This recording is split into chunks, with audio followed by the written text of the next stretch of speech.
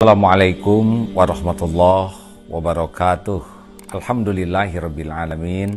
Allahumma salli ala sayyidina Muhammadin wa ala alihi wa ashabihi ajma'in.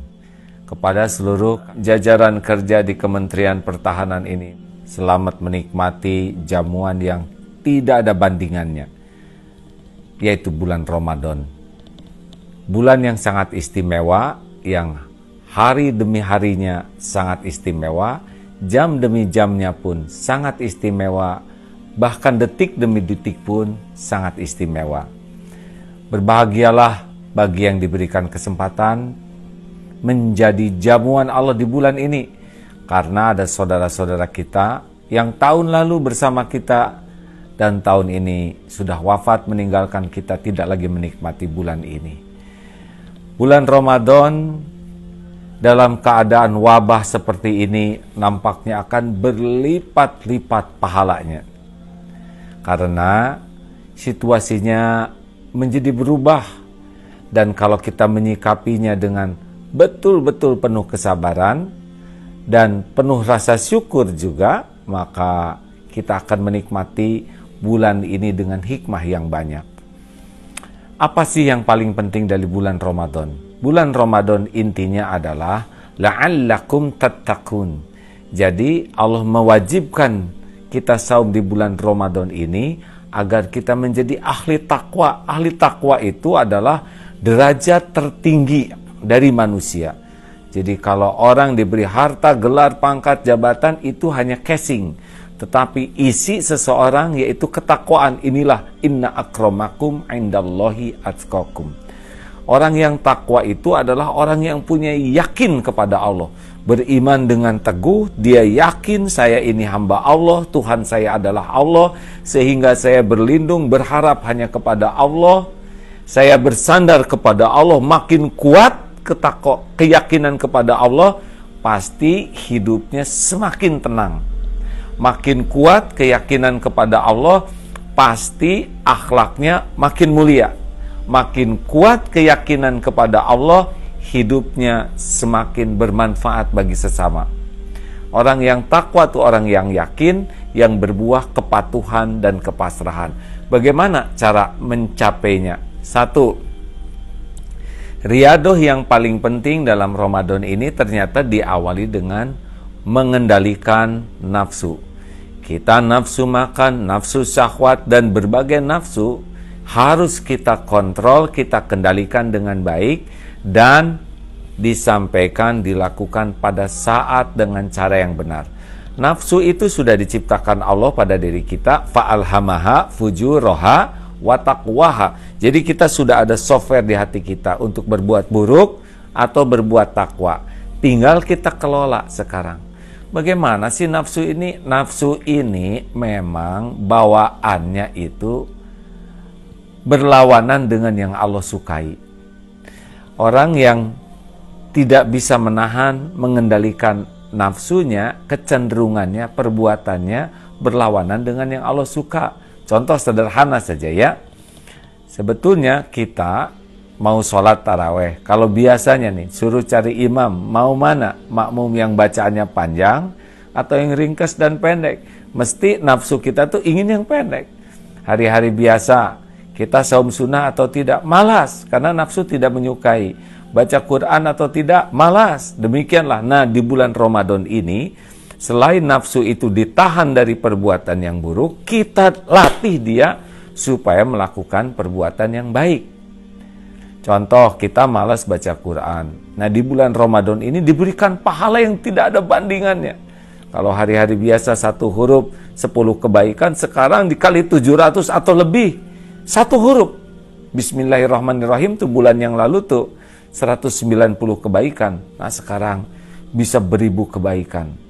Karena kita tuh defisit amal soleh kita. Nah kita dibuat pahala yang banyak supaya kita senang baca Quran. Dibuat pahala yang banyak supaya kita senang sholat. Yang akhirnya nafsu kita itu menjadi terlatih untuk melakukan kebaikan.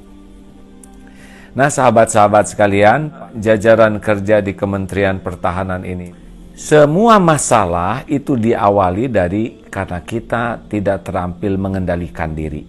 Yang tidak terampil mengendalikan mata, lihat saja ya. Hati itu bisa kotor, orang bisa tergelincir diawali dengan mata yang tidak terjaga. Orang tidak bisa menikmati ibadah dengan khusyuk kalau matanya jelalatan melihat yang haram. Kenapa orang bisa korupsi? Karena dia tidak bisa mengendalikan keinginannya, mengendalikan hawa nafsu untuk memiliki sesuatu yang bukan miliknya. Akibatnya dia korupsi, padahal sesungguhnya dia sudah cukup, makanan cukup, tempat cukup, tidak kurang, tetapi dia kalah oleh ketamakannya, jadilah dia korupsi. Kenapa ada orang yang bertengkar lewat mulut kita? Karena kita tidak mengendalikan mulut kita, bicara saja semau kita. Akibatnya terjadi pertengkaran, akibatnya terjadi permusuhan, gara-gara tidak bisa mengendalikan. Kita lihat juga kejahatan-kejahatan, semua keburukan, karena tidak terampil menahan diri, tidak terampil mengendalikan diri. Jadi bulan ini adalah bulan latihan kita mengontrol diri kita. Pikiran kita kendalikan, mata kita kendalikan, arahkan ke Quran, ke yang manfaat. Telinga kita kendalikan dari segala yang sia-sia, arahkan kepada ilmu agama, ke tadarus Quran, Asmaul Husna.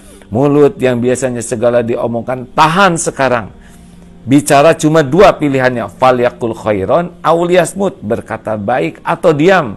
Kira-kira enggak baik, udah nggak usah ngomong, saum mulut. Pokoknya tahan dan ganti dengan banyak zikir, banyak munajat. Ganti mulut ini supaya nanti mulut ini terbiasa dengan hal yang baik. Uang, maunya kan kita kikir nih. Di bulan Ramadan ini lepaskan kalau kita ada uang tuh. Bersedekah, bersedekah. Jangan ragu-ragu. Nafsu mengajak kita kikir, tapi keridhaan Allah mengajak kita bersedekah. Sholat taraweh pasti bawaannya malas. Dulu ke masjid juga hanya datang beberapa hari pertama. Sekarang ada alasan, wah di rumah tidak semangat. Padahal Rasulullah SAW itu hanya 3 malam sholat taraweh di masjid. Selebihnya beliau sholat di rumah. Barulah ketika Umar bin Khattab melihat banyak orang sholat di masjid, lalu dihimpunlah menjadi sholat seperti yang sekarang kita sering laksanakan. Tapi dalam wabah seperti ini, sholat di rumah malah menjadi lebih utama. Karena yang paling penting dari Islam adalah menjauhi apapun yang mendatangkan kemudaratan. Ke masjid dalam suasana begini akan mendatangkan kemudaratan. Bukan kita anti masjid, tapi memindahkan sunnah yang biasa di masjid sekarang di rumah. Karena Islam memberikan hukum untuk menghadapi situasi wabah seperti inilah. Nah, saudara-saudaraku sekalian, itu yang pertama. Jadi mulai sekarang target, pokoknya Ramadan ini saya harus tahu di mana saya kalah oleh nafsu saya dan saya latih. Yang suka ngobrol, kurangi ngobrol. Ngobrol itu tidak mudah. Makin banyak ngobrol, banyak bohong, banyak ditambah-tambah, banyak nyakitin orang, gibah, fitnah. Saum mulut.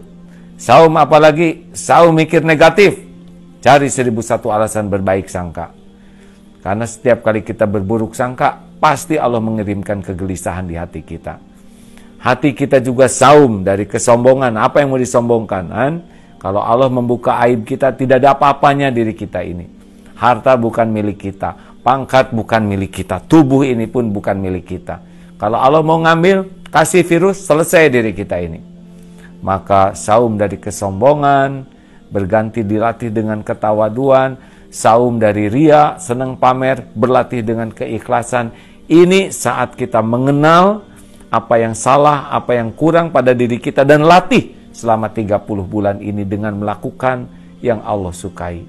Nah, ada kuncinya nih.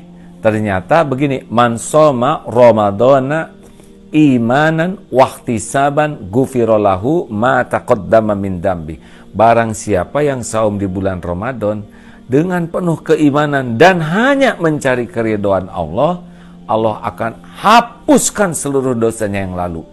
Kita tahu sendiri bahwa kita ini terancam itu oleh dosa, aib. Virus itu tidak sebahaya dosa. Virus kalau kena, kalau menggugurkan dosa. Kalau meninggal jadi syuhada kalau beriman. Tapi dosa yang tidak ditaubatin itu benar-benar jadi petaka. Makin banyak dosa, hidup tuh tidak pernah tenang, tidak pernah bahagia. Kalau ada yang mengatakan kenapa ya hidup saya gelisah terus, judulnya tuh aslinya banyak dosa yang belum ditaubatin. Nah sekarang ini kita punya peluang diampuni oleh Allah. Selain kita memperbanyak sholat, memperbanyak ngaji, memperbanyak sedekah, memperbanyak zikir, ada yang riadoh terpenting, yaitu putus berharap dari selain Allah. Karena di sana kan disebutkan man shoma ramadhana iman wahtisaban. Benar-benar hidup ini hanya ngarep-ngarep keridhaan Allah, hanya ngarep-ngarep pahala. Ini kunci kebahagiaan. Ini harus dilatih. Latihannya adalah latihan mulai sekarang meyakini bahwa semua nikmat bentuk apapun itu milik Allah Subhanahu wa taala. Allah yang membagikan. Bergabung jin dan manusia akan memberikan nikmat sebutir nasi saja. Kalau Allah tidak kehendaki, itu nasi tidak pernah datang. Bergabung jin dan manusia akan merugikan dan mencelakakan kita. Demi Allah, tidak akan jatuh sehelai rambut pun tanpa izin Allah. Kita milik Allah, semua makhluk milik Allah. Semua nikmat hanya datang dari Allah, lewat siapa yang Dia kehendaki baru sampai kepada kita. Dan semua musibah juga, semua bencana hanya bisa terjadi dengan izin Allah.